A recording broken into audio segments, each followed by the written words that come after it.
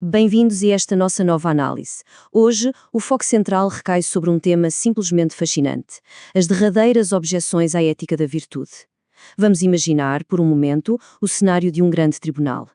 No banco dos réus, temos uma das teorias morais mais antigas e ricas de toda a filosofia. E hoje, ela vai precisar de apresentar uma defesa incrivelmente robusta contra três grandes acusações académicas que tentam desestabilizar os seus fundamentos. Através de uma análise rigorosa das evidências, vamos desconstruir cada argumento para perceber exatamente como é que esta teoria responde aos seus críticos mais severos. Para organizar a sessão de hoje, aqui fica o roteiro do nosso julgamento filosófico: o problema da justificação, animais sociais e florescimento, a objeção do egoísmo, o sacrifício e a eudaimonia, o desafio situacionista e, por fim, o futuro do caráter. É esta a rota que nos vai guiar. Mas antes de lermos a primeira acusação, é vital estabelecer as regras do jogo e perceber quem está exatamente no banco dos réus. A ética da virtude é uma estrutura moral que não foca simplesmente em regras estritas ou nas consequências de uma ação. O foco está nos traços de caráter que formam uma pessoa virtuosa. E o objetivo final de tudo isto, levar ao florescimento humano, um estado de verdadeira plenitude a que os antigos gregos chamavam de eudaimonia. Com esta base perfeitamente assente, vamos à primeira acusação. Ponto 1. O problema da justificação. Bom, no vasto mundo da metaética, o grande desafio é sempre justificar crenças, não é verdade? A deontologia tenta justificar por que razão certas regras morais são as corretas. O utilitarismo, por outro lado, tenta provar que apenas as consequências para o bem-estar importam. Mas, para a ética da virtude, o desafio toma uma forma muito diferente. Como é que podemos provar que a coragem é de facto uma virtude, e não apenas uma preferência cultural totalmente arbitrária? Para muitos críticos, sem uma base externa que sirva de garantia, a teoria parece estar a flutuar num mar de incertezas sem âncora. Avançamos para o ponto 2. Animais sociais e a questão do florescimento. E é exatamente aqui que entra a primeira e brilhante linha de defesa, a resposta neo-aristotélica. Pensadores como McDowell, Foote e Hursthouse propuseram uma terceira via, que é notável. Eles argumentam que a eudaimonia está inseparavelmente ligada à nossa própria natureza biológica, ou seja, afirmações sobre o que constitui o florescimento humano não estão imunes aos factos científicos, tal como as afirmações sobre o que faz um elefante prosperar na natureza também não estão. A verdade destas afirmações éticas depende das capacidades e dos interesses intrínsecos da nossa própria espécie. E isto é absolutamente fascinante. A melhor ciência disponível hoje, incluindo a biologia evolutiva e a psicologia, confirma uma intuição muito antiga. Nós somos animais profundamente sociais. Os nossos impulsos naturais, que são muito semelhantes aos de lobos e elefantes, incluem a cooperação e o altruísmo desde o nosso nascimento. O curioso é que nós não somos de todo como os ursos polares, que têm uma natureza quase inteiramente solitária. A verdade é que não precisamos de inventar um contrato social artificial para explicar por que subjugamos os nossos desejos mais egoístas. A cooperação faz simplesmente parte daquilo que somos. Estamos programados para viver em conjunto. E, portanto, certas virtudes são literalmente vitais para o nosso florescimento social e natural. O que nos leva ao ponto 3, a objeção do egoísmo.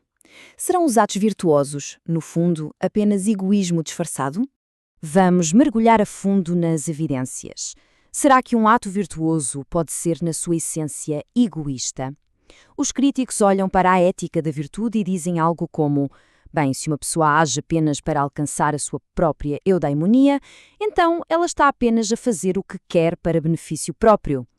É uma acusação pesada, a ideia de que toda a bondade esconde, no fundo, um desejo egoísta de florescimento pessoal. A defesa, no entanto, desmonta este argumento muito rapidamente ao focar-se nas verdadeiras motivações de uma ação.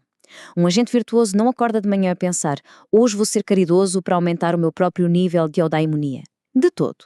A pessoa age generosamente para evitar o sofrimento de alguém, diz a verdade para estabelecer os factos, paga uma dívida por um sentido puro de justiça. Cada virtude carrega o seu próprio conjunto de razões altruístas. Eudaimonia é o resultado de uma vida inteira a viver de acordo com essas virtudes, e não uma motivação calculista por trás de cada boa ação diária. Há uma divisão muito falsa, que muitas vezes é ensinada, que separa as virtudes em altruístas, como a justiça, que ajuda os outros, e egocêntricas, como a prudência ou a fortaleza, que supostamente beneficiam apenas o próprio indivíduo. A defesa mostra que isto é um erro duplo. Primeiro, sem justiça, a própria pessoa não pode florescer. E mais importante ainda, como somos animais sociais, a ausência destas chamadas virtudes egocêntricas transforma um indivíduo num fardo imenso para toda a sociedade. Uma pessoa imprudente causa um sofrimento profundo à sua família e à comunidade à sua volta. Isto prova que o cultivo pessoal importa imenso para o mundo. Se não cuidarmos de nós próprios com prudência, a sociedade inteira acaba por pagar o preço. Ponto 4. Sacrifício e eudaimonia. Vamos fazer uma pequena pausa aqui para refletir sobre algo muito sério. O exercício contínuo das virtudes pode, infelizmente, levar a caminhos terríveis devido à pura e simples má sorte. Uma pessoa leal e honesta pode ser forçada a enfrentar a execução por se recusar a trair os seus camaradas. Uma pessoa caridosa pode partilhar o seu último pedaço de pão no meio de uma fome extrema crónica. Estes cenários drásticos representam a antítese absoluta, o oposto completo de uma mentalidade egoísta. E para interpretar o impacto deste sacrifício supremo na busca pela eudaimonia, existem duas visões filosóficas principais. De um lado, temos a visão estoica, que argumenta que enfrentar a morte com nobreza e coragem é o verdadeiro ápice de uma vida bem-sucedida. O sacrifício em si mesmo é a plenitude virtuosa. Do outro lado, a perspectiva da filósofa Philippa Foot reconhece a tragédia nua e crua. O agente virtuoso percebe que, devido à terrível má sorte das circunstâncias, a eudaimonia foi-lhe arrancada e já não é possível, mas age heroicamente de qualquer forma. Independentemente da perspectiva que adotemos, ambas as interpretações absolvem totalmente a teoria da tal acusação de egoísmo. Passamos agora ao ponto 5, o desafio situacionista e o olhar da psicologia moderna. Aqui assistimos a uma tensão enorme entre duas disciplinas. A psicologia situacionista, defendida por estudiosos como Doris e Harman, afirma que traços de caráter consistentes simplesmente não existem no mundo real. O nosso comportamento é totalmente ditado pelas pressões da situação momentânea. E se os traços não existem, as virtudes também não podem existir. No entanto, o contra-argumento aponta o dedo àquilo a que a própria psicologia chama de erro fundamental de atribuição, aquela nossa tendência de julgar todo o caráter de alguém com base apenas num minúsculo e rápido recorte de comportamento. A ética da virtude defende que uma virtude verdadeira é uma disposição incrivelmente multifacetada e complexa, e tentar avaliar a profundidade do caráter humano apenas com base em experiências laboratoriais isoladas é demasiado simplista. E chegamos ao nosso último ponto de análise, o ponto 6. O futuro do caráter, a sua adaptação e evolução. A verdadeira beleza da ética da virtude é que ela não parou no tempo. Face à acusação situacionista, a defesa não negou pura e simplesmente as evidências.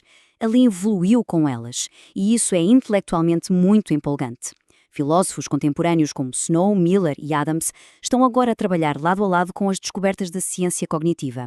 Eles procuram integrar toda a sabedoria filosófica milenar com bases empíricas incrivelmente sólidas, desenvolvendo novos modelos onde o caráter pode ser compreendido de formas cientificamente sustentáveis.